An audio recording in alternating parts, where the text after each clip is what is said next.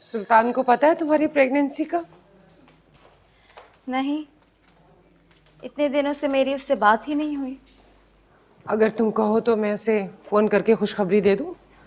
कोई ज़रूरत नहीं, सब पता है उसे। ऐसा हो ही नहीं सकता कि बीजान ने उसे मेरी प्रेगनेंसी के बारे में बताया ना हो। अगर उसे इतनी परवाह होती ना बाप बनने की, या मेरी थोड़ी सी फिक्र होती तो आ गया होता अब तक मुझे लेने के लिए।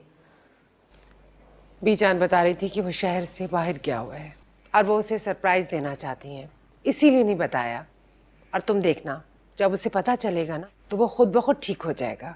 मुझे उसके ठीक होने या ना होने से कोई फर्क नहीं पड़ता। मेरी उससे अब कोई एक्सपेक्टेशंस ही नहीं। मुझे उसकी मोहब्बत भीख में नहीं चाहिए। क्यों रहूं एक अनचाही बीवी बनकर, वो भी एक बेहिस और एक बेमुरव्वत शख्स के साथ। तुम्हारा अपना ही इंतखाब था, तुम ही ने जिद की थी उससे शादी करने की। दिमाग खराब हो गया था मेरा, पागल हो गई थी उसकी मोहब्बत में मैं। अब कौन सी अकल आ गई है तुम्हें? अहम काना फैसला करके बाद में पछताना तुम्हारी पुरानी आदत है। अपना बसा बसाया घर छोड़कर यहाँ आकर बैठ गई हो। आप चाहती हैं कि जिस शख्स ने पूरे 1 महीने से मुझे पलट कर नहीं पूछा, मैं बेगैरतों की तरह उसके पास खुद उठ के चली जाऊं? ठीक है, मत जाओ, लेकिन जैसे उसे पता चलेगा ना कि वो बाप बनने वाला है, वो खुद ब खुद आ जाएगा। मैं उसके पास किसी कीमत पे वापस नहीं जाऊंगी। बच्चा होते ही मैं खुला ले लूंगी। सारी उम्र मैं उसे बच्चे की शक्ल तक नहीं देखने दूंगी। उसने मुझे तड़पाया था ना, अब आप देखना, सारी जिंदगी तड़पेगा वो अपने बच्चे की शक्ल देखने के लिए। माँ बाप के झगड़े बच्चों की शख्सियत को किस तरह तोड़ देते हैं तुम्हें अंदाजा भी नहीं है। सुल्तान की ये हालत भी भाई साहब और भाभी की झगड़ों की वजह से हुई है। देखो बेटा, अभी भी वक्त है, तुम कॉम्प्रोमाइज कर लो। कॉम्प्रोमाइज? उस शख्स के साथ कॉम्प्रोमाइज जिससे मुझ में कोई इंटरेस्ट नहीं है, जो घर सिर्फ सोने के लिए आता है। बीवी अगर चाहे ना तो बुरे से बुरे शौहर को भी मोहब्बत की जंजीर पहनाकर गलत रास्ते से रोक सकती है। हाँ, आप क्यों चाहती हैं कि मैं उस जालिम शख्स के पास वापस चली जाऊं, उस जहन्नुम में वापस चली जाऊं? अपने घर को जहन्नुम मत कहो, ये वही घर है जहां तुमने ब्याह कर जाने की जिद में एक लड़की की जिंदगी बर्बाद कर दी। शायद उसी की बद्दुआ लगी है तुम्हें।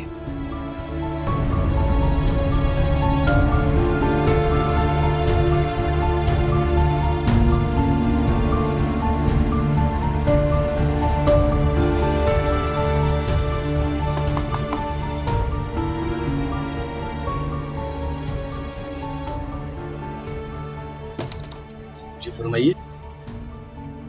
तो यहाँ राशिद साहब रहते थे, उनकी एक बहन थी नगीन, मुझे उनसे मिलना था। मैं तो यहाँ 3-4 माह पहले शिफ्ट हुआ हूँ, वो तो मुझसे बहुत पहले जा चुके हैं यहाँ से। यहाँ से जा चुके हैं? आपके पास उनका कोई कांटेक्ट नंबर वगैरह है? नहीं, उनका तो कोई नंबर नहीं है मेरे पास।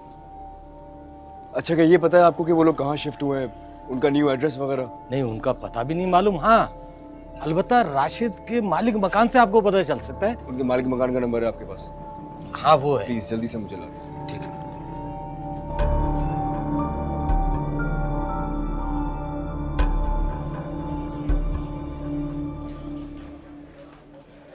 कंग्रेचुलेशंस, आपकी प्रमोशन हो गई है और सबसे अच्छी बात यह है कि आपकी मेरे डिपार्टमेंट में प्रमोशन हुई। देखिए, मैं खुद आपके लिए मिठाई लेकर आया हूँ। अब आप एक काम कीजिए कि पूरे ऑफिस को अपने हाथों से ये मिठाई बांटिए। प्रमोशन मेरी हुई है और ज़्यादा एक्साइटेड मैं हो गया हूँ। मैं भी ये सोच रहा था, लेकिन सच बात तो ये है कि मुझे आपकी प्रमोशन से ज़्यादा इस बात की खुशी हुई है कि आप मेरे डिपार्टमेंट में आ गई। अच्छा चलिए, छोड़िए ना इन बातों को। एक काम कीजिए, आप सबसे पहले खुद अपना मुंह मीठा करें। ये लीजिए। मैं आपके डिपार्टमेंट में शिफ्ट हो रही हूँ, आपके कैबिन में नहीं।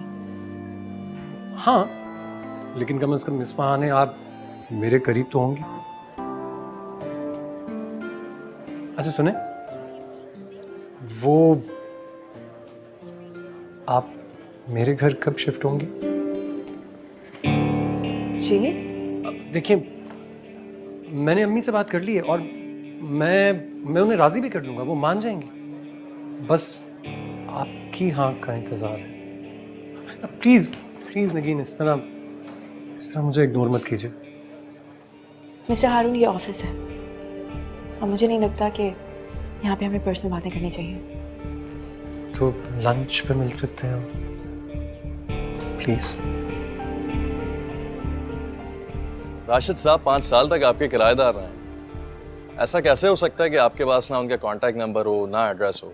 हाँ हाँ, वो मेरे पास रहे हैं, लेकिन मेरे पास जो नंबर है वो आपके पास भी है। लेकिन आजकल वो कहाँ होते हैं मुझे नहीं पता। हाँ, पिछले महीने मैंने किसी से सुना था कि वो दुबई चले गए। दुबई चले गए? जी।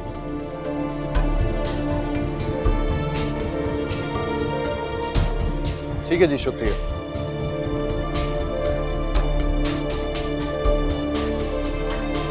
चल चल।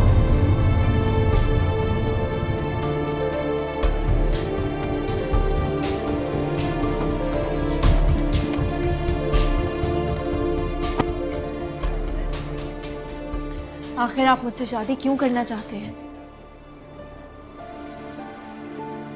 या फिर ये कहना ज़्यादा मुनासिब होगा कि आपको मुझसे मोहब्बत हो गई है ना? देखिए मिस्टर हारून, प्लीज़ अपनी हमदर्दी को मोहब्बत का नाम मत दें। मोहब्बत आप किसी और से कर चुके हैं, इसलिए मुझ पे तर्स खाकर शादी करने। देखिए, मेरी बात समझने की कोशिश कीजिए। तर्स खाकर कभी किसी से कोई मोहब्बत नहीं कर सकता। और हम तो यहाँ शादी की बात कर रहे हैं। शादी जिंदगी भर का फैसला होता है, जिंदगी भर का रिश्ता होता है। बहुत सोच समझ कर लिया जाता है, और मैंने भी सोच समझ कर लिया। लेकिन मुझे एक बात समझ में नहीं आ रही है कि आप मुझे लेके इतनी नेगेटिव क्यों हैं? एक बार एतबार क्यों नहीं करती मुझे? एतबार है आप पर, लेकिन मुझे ये समझ नहीं आता कि आपको मैं इतनी अच्छी क्यों लगती हूँ कि आप मुझसे शादी करना चाहते हैं। किसी से शादी करने के लिए या किसी से मोहब्बत करने के लिए कोई वजह का होना ज़रूरी नहीं है। लेकिन जहाँ तक मैंने सुना है, आप तो किसी को बहुत दिल से चाहते थे ना? इतनी जल्दी किसी की मोहब्बत को भुलाकर आप किसी और से मोहब्बत कैसे कर सकते हैं? क्या पहली मोहब्बत को भुलाना इतना आसान होता है? आप ठीक कह रही हैं। मोहब्बत तो की थी मैंने, लेकिन आपसे की हुई मोहब्बत की सच्चाई का सबूत तो यही है ना कि आपको अपने माजी के बारे में सब कुछ सच सच बता दिया।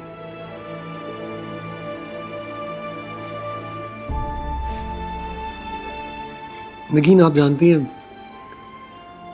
मुझे ऐसा लगता है जैसे we made for each other. और आपको देखिए ना, कैसे इत्तेफाक पे इत्तेफाक होते जा रहे हैं। इन सब इत्तेफाकात को तो मैं अल्लाह की तरफ से एक साइन समझ रहा हूँ। पता नहीं आप क्यों नहीं समझ रहे हो।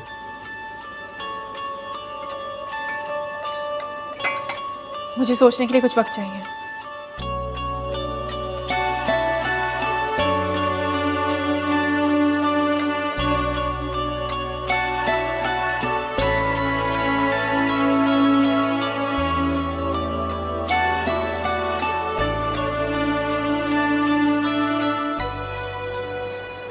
क्या बात है? क्यों है परेशान?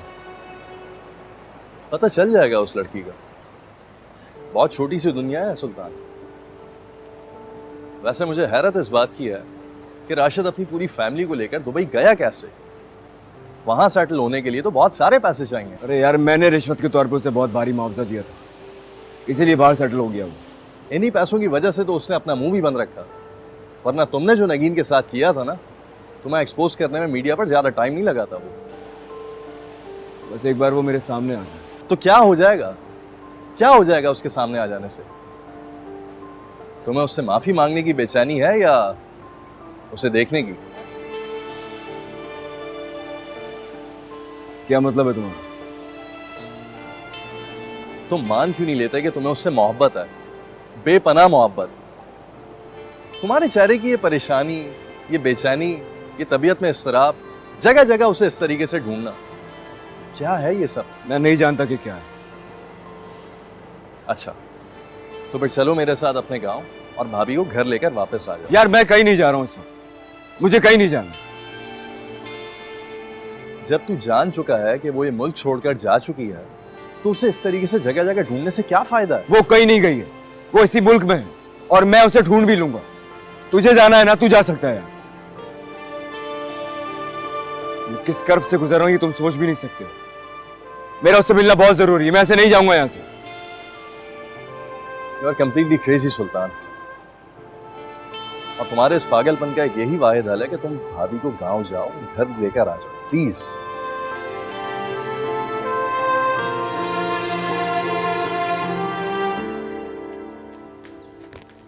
अम्मी, ये मैं क्या सुन रहा हूँ? आपने मेरे एचआर डिपार्टमेंट में फोन करके नगीन के बारे में पूछा है? हाँ भाई, अच्छा किया जो वक्त पे मैंने फ़ोन करके मालूमात ले ली, वरना तुम तो उस मशकूक लड़की को बिना छानबीन के ही शादी करके घर लाना चाहते थे। मशकूक लड़की? क्या मतलब है मशकूक लड़की? हाँ भाई, मशकूक ही हुई ना। जो ये कहे कि पूरी दुनिया में उसका कोई भी नहीं है, तो जाहिर है मशकूक हुई। मैंने तो उसकी ख़ानदान की मालूमात के लिए फ़ोन किया था। पता ये चला कि उसका तो पूरी दुनिया में कोई वाली वारिस, कोई रिश्तेदार ही नहीं है। ऐसी लड़की से तुम शादी करना चाहते हो जो कि वाकई ही लावारिस है।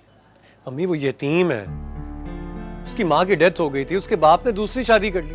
ये सब बातें तो मैं आपको बता चुका हूँ ना। यतीम नहीं, लावारिस कहो। लावारिस होते हैं ऐसे जिनका आगे पीछे कोई नहीं होता। यतीमों का तो फिर भी कोई चाचा ताया होता है, कोई वाली वारिस होता है।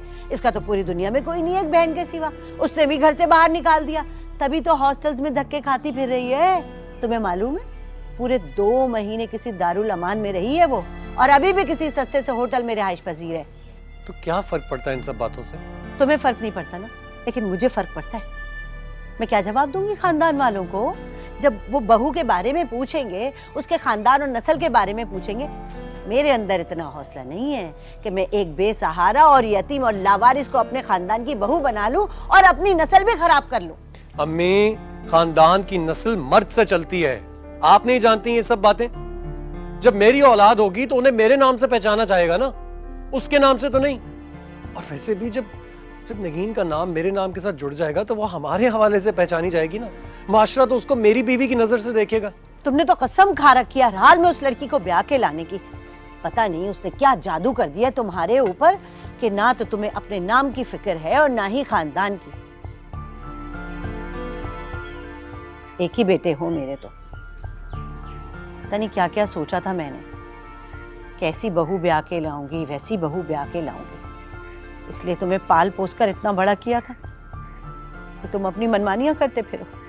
मुझे इमोशनली ब्लैकमेल मत कीजिए, मैं करूंगा अपनी मनमानी, क्योंकि ये मेरी जिंदगी का मामला है। किसी के साथ जिंदगी मैंने गुजारनी है, तो इसके फैसले का इख्तियार मैं किसी और को क्यों दूं?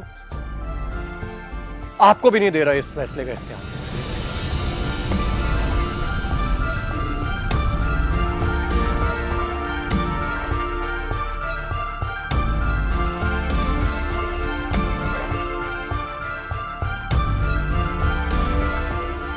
अभी शादी के लिए इनकार नहीं किया मैंने, बस सोचने के लिए कुछ वक्त मांगा है। 1 महीना हो गया तुम्हें सोचते हुए नगीन, और कितना वक्त लोगी?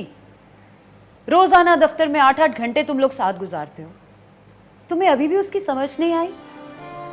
एक दफा मेरी उससे फोन पे बात हुई थी, 5 मिनट नहीं लगे मुझे उससे समझने में। बहुत अच्छा लड़का है, तुम्हारे साथ सिंसियर है, प्यार करता है तुम्हें। और तुम्हें क्या चाहिए नगीन? भूल जाओ मासी को। हर मर्द सुल्तान दुरानी नहीं होता नगीन। आप उसका जिक्र बीच में मत लाएं। मैं भी यही चाहती हूँ कि उसका जिक्र हमारे बीच में कभी भी ना आए। भूल जाओ अपने भयानक माजी को और एक नई जिंदगी शुरू करो। मैं अपनी नई जिंदगी का आगाज झूठ से नहीं कर सकती।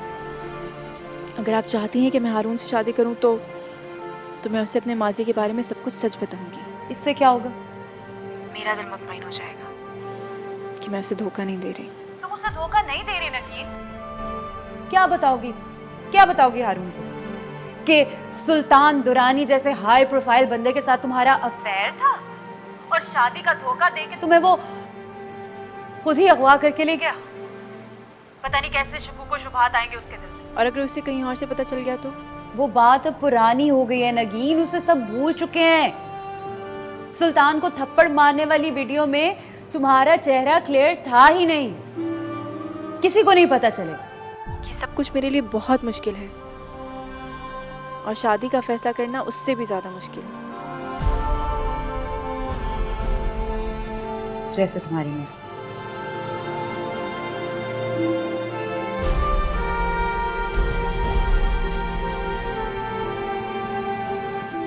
जी कहिए।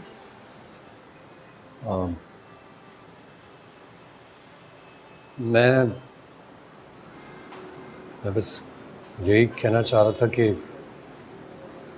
1 महीना गुजर गया है, मैंने आपको तंग नहीं किया, क्योंकि मैं चाहता था कि इस 1 महीने में आप अच्छी तरह सोच लें, समझ लें, फिर कोई फैसला करें। रहा सवाल, आपने कहा था कि शायद किसी हमदर्दी में आपसे मोहब्बत कर रहा हूँ, तो बस यही क्लियर करना था आज के ऐसा कुछ नहीं है।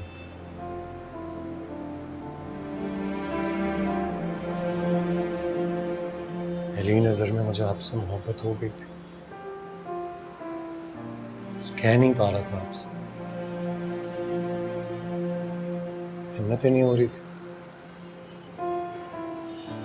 जानता हूँ कि आपके लिए किसी अजनबी पर यूँ एतबार करना बहुत मुश्किल होगा, लेकिन मैं सिर्फ ये कह रहा था कि हारून, आप मेरे मासी के बारे मैं में आपके माजी के बारे में कुछ जानना भी नहीं चाहता हूँ नगी। आपके चेहरे की मासूमियत आपके किरदार की गवाही देती है, और आप एक बार मुझ पर ट्रस्ट करके तो देखें। मैं आपसे वादा करता हूँ, मैं आपको कभी धोखा नहीं दूंगा, कभी मायूस नहीं करूंगा आपको। बहुत तंग कर लिया मैंने, आज अगर आपने फैसला कर लिया तो ठीक है, वरना आज के बाद दोबारा आपसे इस सिलसिले में कभी कोई बात नहीं करूंगा। मिलूंगा आपसे एक नॉर्मल अच्छे कुलीग की तरह, बस आज का दिन देख लीजिए बस, वरना अपनी मोहब्बत को अपने दिल में ही दबा दूंगा, अपनी मोहब्बत की खातिर।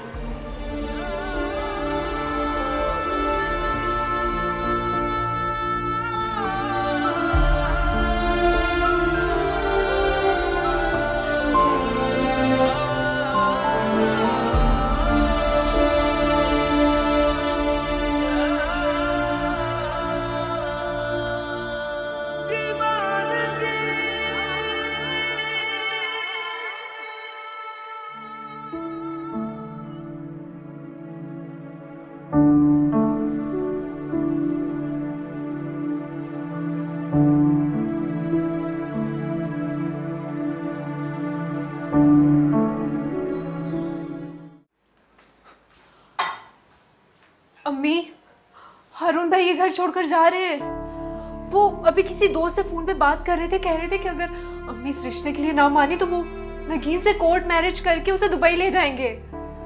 क्या? हाँ अम्मी, ये सब कुछ मैं अपने कानों से सुनकर आ रही हूँ। उनको ना दुबई की किसी कंपनी से जॉब ऑफर हुई है। नहीं, मेरा बेटा मुझे नहीं छोड़ के जा सकता। अम्मी देखिए ना, प्लीज इस रिश्ते के लिए मान जाएं, अभी भी वक्त है। भाई हमें छोड़कर चले जाएंगे और फिर हमसे कभी नहीं मिलने आएंगे।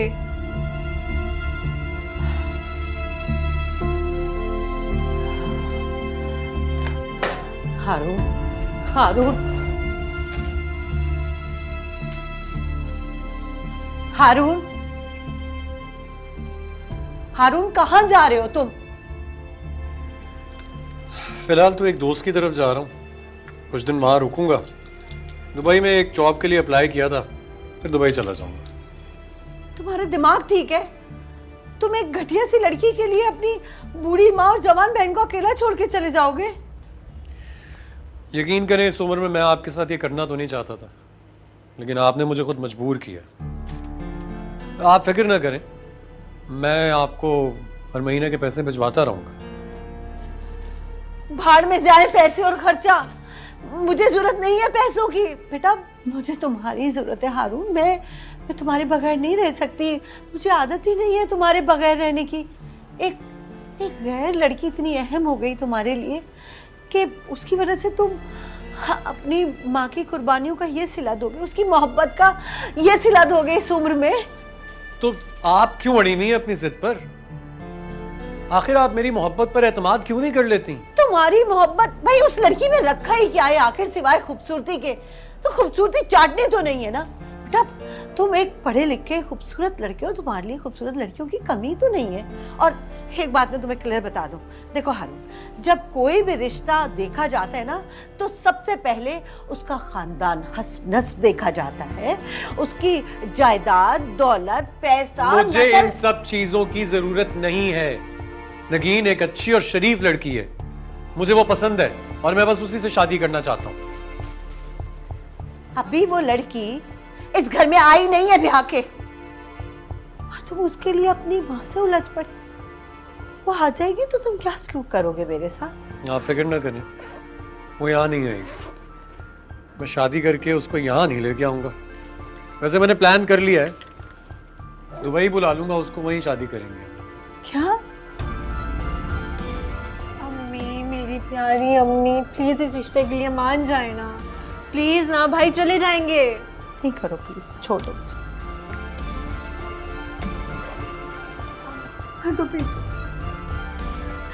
यार आप रो क्यों रही हैं? चुप कर जाइए, मत रोए, मुझे नहीं अच्छा लगता आप रोती हैं तो। अच्छा मैं कह रहा हूँ ना, मैं कहीं नहीं जाता, चुप कर जाए। रिदा समझाओ ना। नहीं अम्मी, मान जाए ना प्लीज। मत रोए, नहीं जा रहा कहीं, देखिए मेरी तरफ, नहीं जा रहा। प्रॉमिस करो। प्रॉमिस। कैसे जा सकता हूँ मैं आपको छोड़ के? तो और क्या करूं मैं? अपनी पूरी कोशिश के बावजूद मैं उसे अपने दिलो दिमाग से नहीं निकाल पा रहा हूं। डोंट बी सो नॉनसेंस यार। अब क्या सारी जिंदगी उसे ऐसे ढूंढने में गुजार दोगे? उसे हर जगह ढूंढ लिया मैंने, न जाने वो कहां चली गई है। मुझे समझ नहीं आता कि उसे जमीन खा गई, आसमान निकल गया है। I told you, you should not have done that. पैसे देके तुमने बहुत बड़ी गलती की है। वो अपनी पूरी फैमिली को लेकर शिफ्ट हो गया इस मुल्क से। नगीन उसकी फैमिली में शामिल नहीं थी। मुझे यकीन है कि नगीन यही कहीं है। मेरा दिल कहता है।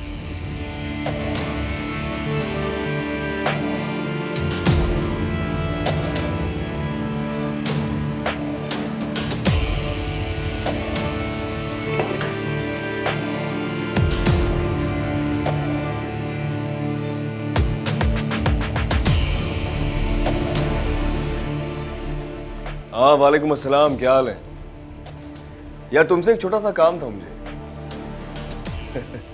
तुम भी सोच रहे होगे कि सुल्तान साहब को मुझसे क्या काम पड़ गया। मुझे पाकिस्तान में जिन खवातीन का नाम नगीन फैयाज है उन सब के नंबर्स चाहिए। इंतजार करूंगा मैं तुम्हारा।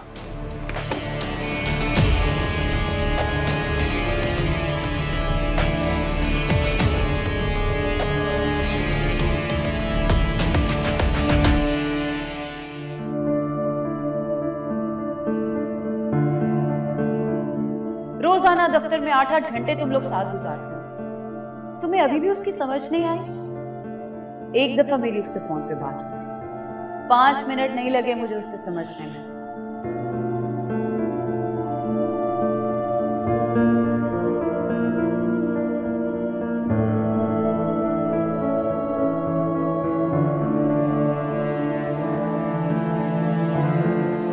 लेकिन लोग कहते हैं कि जिन लोगों की मंजिल एक होती है वो अक्सर रास्तों पे मिलते हैं।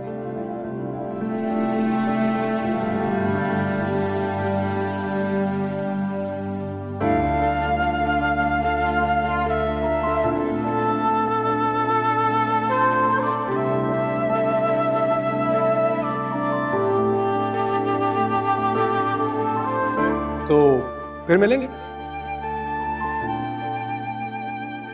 हम फिर नहीं मिलेंगे।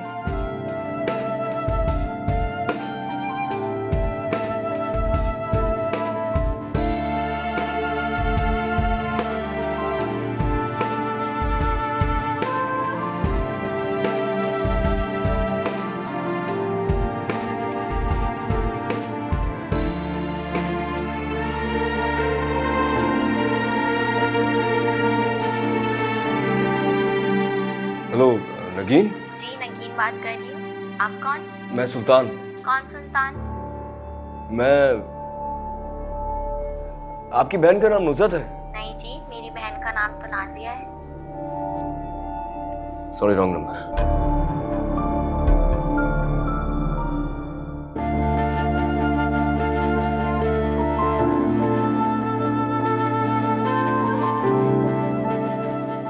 जिंदगी बहुत खूबसूरत चीज का नाम है। अपनी जिंदगी के बारे में पॉजिटिव होकर सोचिए और फिर देखिएगा खुशियां कैसे आपकी मुंतजर होंगी।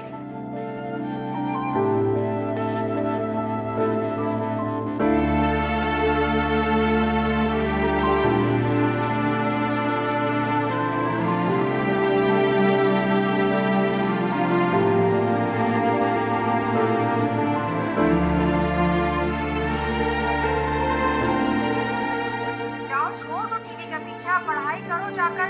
हाजी कौन? कुछ नहीं।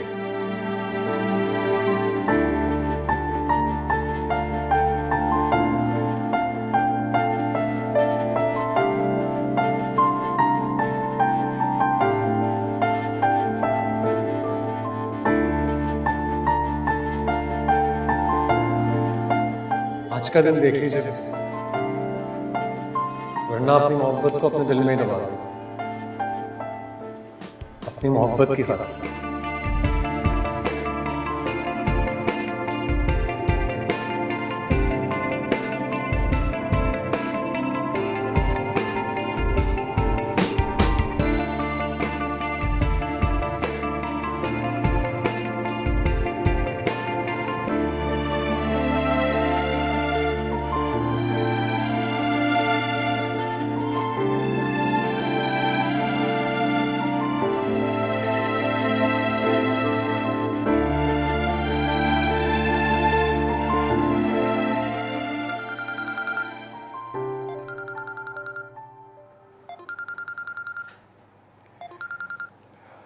जी अस्सलाम वालेकुम बीजान। वालेकुम अस्सलाम। भाई सुल्तान, कहाँ हो तुम? मैं ऑफिस में हूँ। एक बहुत ज़रूरी काम था, वो कंप्लीट करना ज़रूरी था, इसलिए बस ऑफिस में ही था। आप बताइए। भाई पूरा हफ्ता हो गया, तुमसे मुलाकात ही नहीं हो पा रही। सुबह जल्दी निकल जाते हो, रात देर से आते हो। जी बस मसरूफियत थोड़ी ज़्यादा है, इसलिए टाइम नहीं दे पा रहा। कोई ज़रूरी बात करनी है आपने? बहुत ज़रूरी। भाई तुम्हें एक खुशखबरी देनी है। खुशखबरी सुनानी थी? हाँ, खुशखबरी सुनानी थी। सोचा था सामने बिठाकर तुम्हें घर में खुशखबरी सुनाऊंगी, मगर तुम आ ही नहीं रहे हो, तो मैंने कहा चलो फोन पर ही सुना दूं। सुनाइए। सुल्तान, बहुत बहुत मुबारक हो, तुम बाप बनने वाले हो।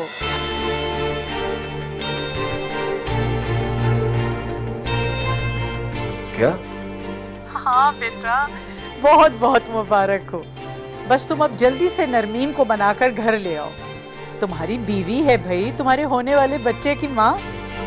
जी बीजान, मैं कल ही वापस ले आऊँगा उसे। शाबाश, बस अब जल्दी से घर आओ, गले लगाकर मुबारकबाद देनी है तुम्हें। जी बस मैं आ रहा हूँ।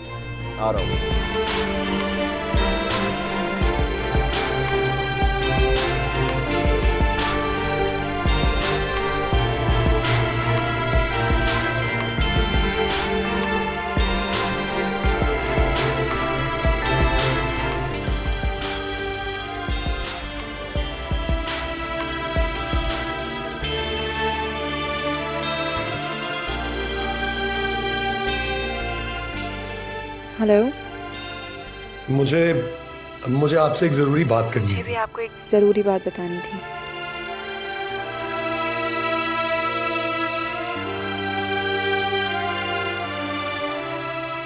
मैं आपसे शादी के लिए राजी हूँ।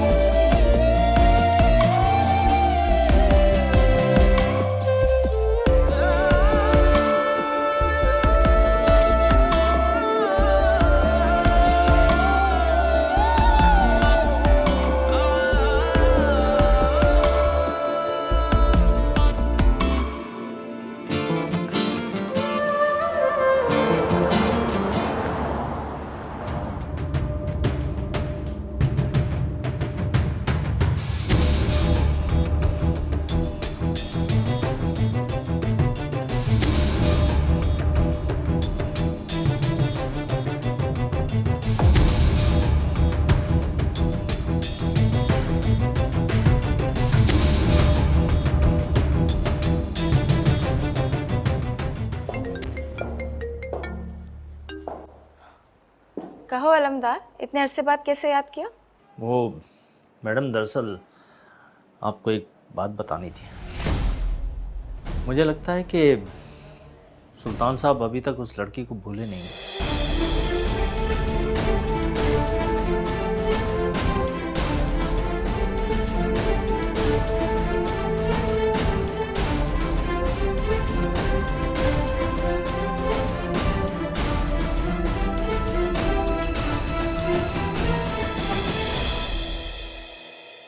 मुझे लगता था कि जैसे पहली मोहब्बत आखिरी मोहब्बत होती है, लेकिन ये सब गलत है। इस बात का अंदाजा तुमसे मिलने के बाद हुआ। और तुम मेरी पहली तो नहीं, हाँ आखिरी मोहब्बत जरूर। तुम्हारे बाद किसी से मोहब्बत नहीं कर सकूंगा। और तुम्हारे लिए एक छोटा सा तोहफा लाया था।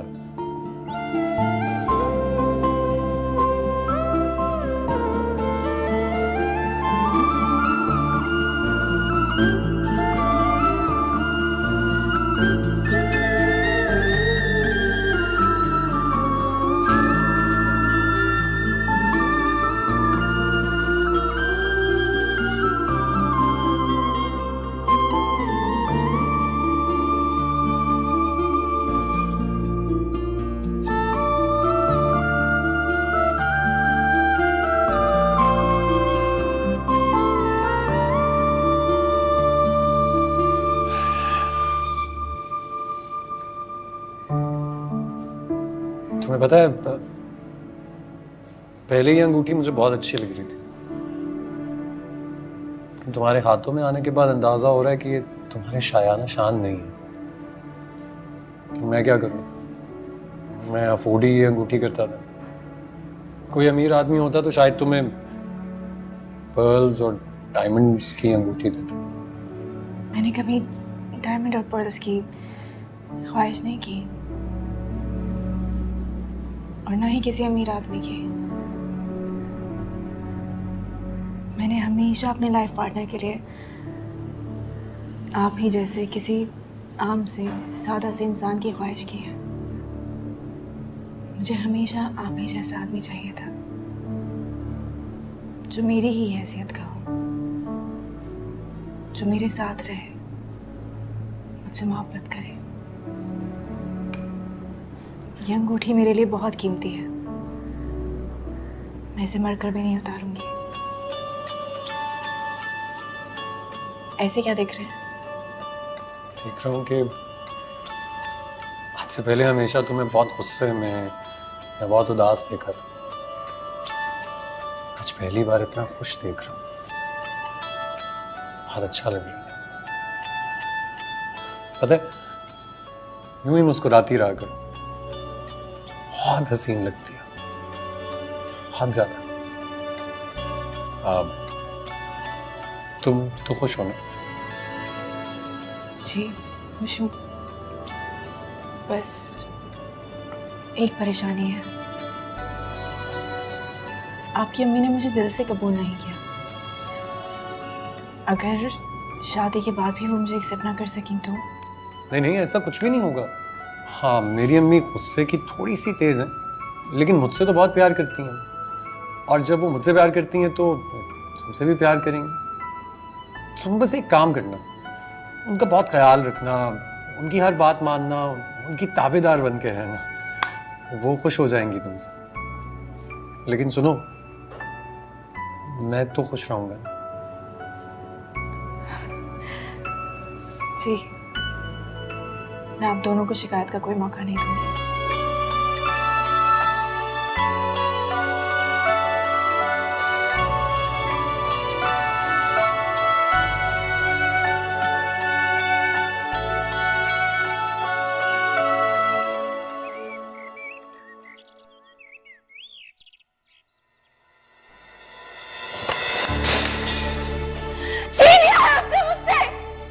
मेरी इतनी कोशिशों के बावजूद भी वो आज भी उसे दिल से निकाल नहीं पाया। वो आज भी उसका है, उसको पागलों की हद तक चाहता है। दीवानगी की हद तक उसके पीछे पागल है। मुझे नजर भर के देखता भी नहीं।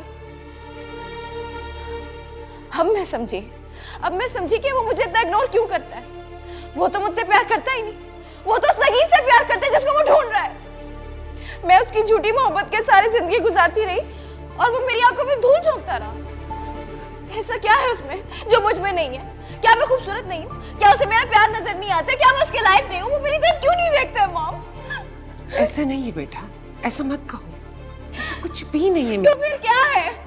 क्यों उसे मेरा मोहब्बत, मेरी खूबसूरती नजर नहीं आती मॉम? क्या कमी है मुझ में, बताएं मुझे। कोई कमी नहीं है तुम्हारे अंदर, तुम उसके बच्चे की माँ बनने वाली हो और जब उसे पता चलेगा ना कि वो बाप बनने वाला है, वो दौड़ा चला आएगा।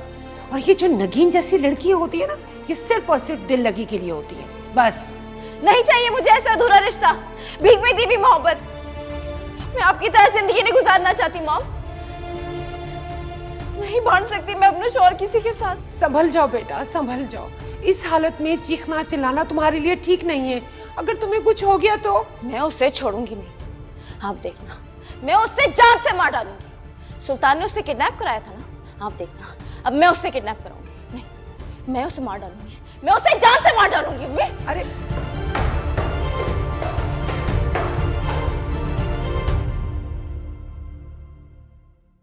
जला के दिल बुझा